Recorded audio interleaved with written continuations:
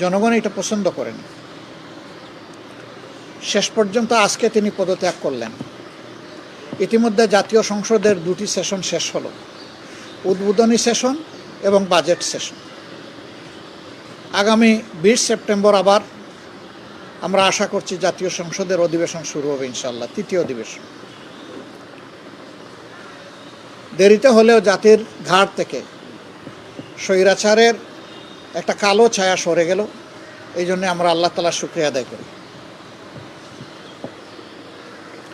তিনি কি কারণে পদত্যাগ করেছেন এই বিষয়ে আমাদের কোনো আগ্রহ নাই, কারণ আমরা আগে থেকেই বিবেচনায় নিয়েছি যে তিনি প্রেসিডেন্ট পদে থাকার আর যোগ্য নন, তিনি তার যোগ্যতা হারিয়েছেন। অস্থায়ী প্রেসিডেন্ট হিসাবে বাংলাদেশের সংবিধানের 54 অনুচ্ছেদ অনুযায়ী বর্তমান মাননীয় স্পিকার দায়িত্ব গ্রহণ করেছেন। আমরা তাকে অভিনন্দন জানাই এবং আমরা তাকে আশ্বস্ত করছি তিনি যতদিন দায়িত্ব পালন করবেন, আশা করব যে তিনি ন্যায়নিষ্ঠভাবে এই দায়িত্ব পালন করবেন, নির্মোহভাবে দায়িত্ব পালন করবেন। কারো প্রতি তিনি কোনো ধরনের কোনো পক্ষপাতিত্ব করবেন না। তিনি নিরপেক্ষভাবে এই রাষ্ট্রপতির মর্যাদা রক্ষা করে একদিনের জন্যও যদি তিনি দায়িত্ব পালন করেন বা যতদিন তিনি দায়িত্ব পালন করবেন, তিনি এইভাবেই দায়িত্ব পালন করবেন বলে আমরা আশা করি। যদি এইভাবে তিনি দায়িত্ব পালন করেন তাহলে আমরা তাকে সর্বাত্মক সহযোগিতা করব।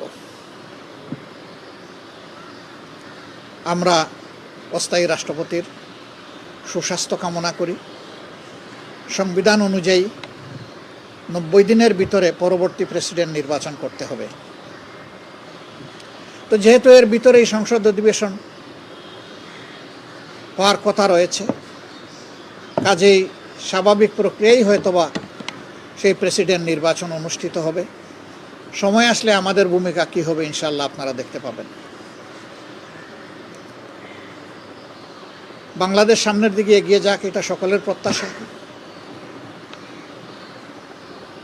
সংবিধান অনুযায়ী যেহেতু তিনি অস্থায়ী রাষ্ট্রপতির দায়িত্বে অধিষ্ঠিত হয়েছেন, এখন হয়তো ডেপুটি স্পিকারের দায়িত্ব পালন করবেন। যত সময় মাননীয় অস্থায়ী রাষ্ট্রপতি তার দায়িত্ব পালন করবেন, তারা যখন স্পিকার হিসাবে শপথ নিয়েছেন অথবা ডেপুটি স্পিকার হিসাবে শপথ নিয়েছেন, একই সাথে এই শপথটা হয়ে গেছে অস্থায়ী রাষ্ট্রপতি হিসাবে স্পিকারের এবং স্পিকার হিসাবে ডেপুটি স্পিকারের। কাজে এখানে কোনো সাংবিধানিক সংকট তৈরি হওয়ার কথা না। আমরা চাই কোনো সংকট তৈরি না হোক, তবে জনগণের যে মৌলিক প্রত্যাশা যে একটা পরিবর্তনের বাংলাদেশ, এখনও বাংলাদেশের নবগঠিত পার্লামেন্ট সেদিকে পা বাড়ায়নি। আমরা অনবরত আমাদের চেষ্টা চালিয়ে যাচ্ছি, ভিতরে এবং বাইরে আমাদের এই চেষ্টা অব্যাহত থাকবে। অতি স্বল্প সময়ের দাওয়াতে আপনারা আজকে এখানে হাজির হয়েছেন, এই জন্য আপনাদের সকলকে আমার এবং আমাদের প্রিয় সংগঠনের পক্ষ থেকে আন্তরিক কৃতজ্ঞতা এবং ধন্যবাদ জ্ঞাপন করছি। সবাই ভালো থাকবেন, আমরা একসাথে এগিয়ে যাব ইনশাআল্লাহ। আসসালামু আলাইকুম ওয়া রাহমাতুল্লাহ। সবার আগে ওই হাতটা উঠছে। হ্যাঁ, নীরব কেন? নীরবে তিনি সাহায্য করেছেন। যদি সেই ধরনের ক্রেডিবল কোনো আলামত পাওয়া যায় তাহলে কোনো ব্যক্তি তো আইনের ঊর্ধ্বে নন। আমরা সেটা চিন্তা ভাবনা করেই আমাদের পদক্ষেপ ঠিক করবো ইনশাআল্লাহ। না, এটা তো স্বাভাবিক প্রক্রিয়াই হবে।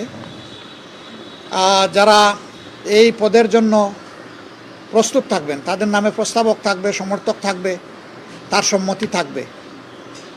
যদি একাধিক ক্যান্ডিডেট হন তাহলে সংসদে বিষয়টা এসে ভোটাভুটির মাধ্যমে তখন যিনি সংখ্যাগরিষ্ঠ ভোট পাবেন তিনি প্রেসিডেন্ট হবেন, এটাই তার পদ্ধতি। না, আমরা তো প্রেসিডেন্টের মর্যাদাই প্রেসিডেন্টকে দেখতে চাই, কোনো তুষামুদকারী দেখতে চাই না। এবং আমরা যে রিফর্মের কথা বলছি সেই তুষামুদের জায়গাটাকেই শেষ করে দেওয়ার জন্য বলছি। আমরা বলছি যার যার জায়গায় সবাই সম্মানিত এবং দায়িত্বপ্রাপ্ত, তারা অন্য কারো কাছে মাথা নত করে কোনো দায়িত্ব পালন করবেন না। অফিসের একজন পিয়নও যদি হন, তিনিও তার জায়গায় মর্যাদার সাথে তার দায়িত্ব পালন করবেন। কারো ডিকটেশনে তিনি চলবেন না, তিনি নীতি মেনে চলবেন। ঠিক যিনি প্রেসিডেন্ট হবেন তিনিও রাষ্ট্রের নীতি মেনে চলবেন।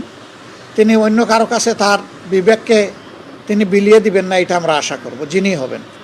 না, উনি দেশ ছেড়ে যাওয়ার কথা আমি শুনি নাই। উনার বক্তব্য যেটা আজকে পেয়েছি যে তিনি গুরুতর অসুস্থ, মাঝে মাঝে তিনি ফেন্টিং অ্যাটাকে পড়ে যান, এই জন্যে তিনি দেশের বাইরে গিয়ে চিকিৎসা নিতে চান আর তিনি বিশ্রামে থাকতে চান।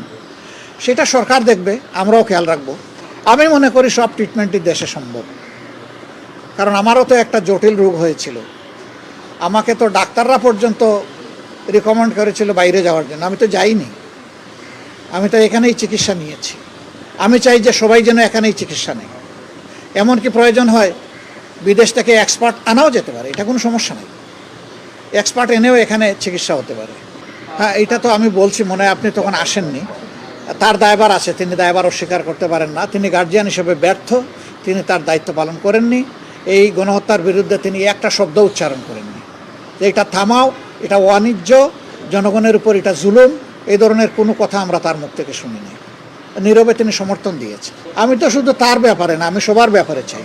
এখানে প্রেসিডেন্ট, প্রধানমন্ত্রী যারাই আছেন, আমি চাই যে এই ব্যবস্থাটা দেশেই হোক। আপনি দেশেই নেন, আপনি সিলেক্টেড পিপুল বাইরে চলে যাবেন, তাহলে দেশের স্বাস্থ্য ব্যবস্থা উন্নত হবে কিভাবে? দেশের যারা চিকিৎসক তারা আস্থায় ফিরে আসবে কিভাবে? তারা তাদের কর্তব্য বুঝবে কিভাবে?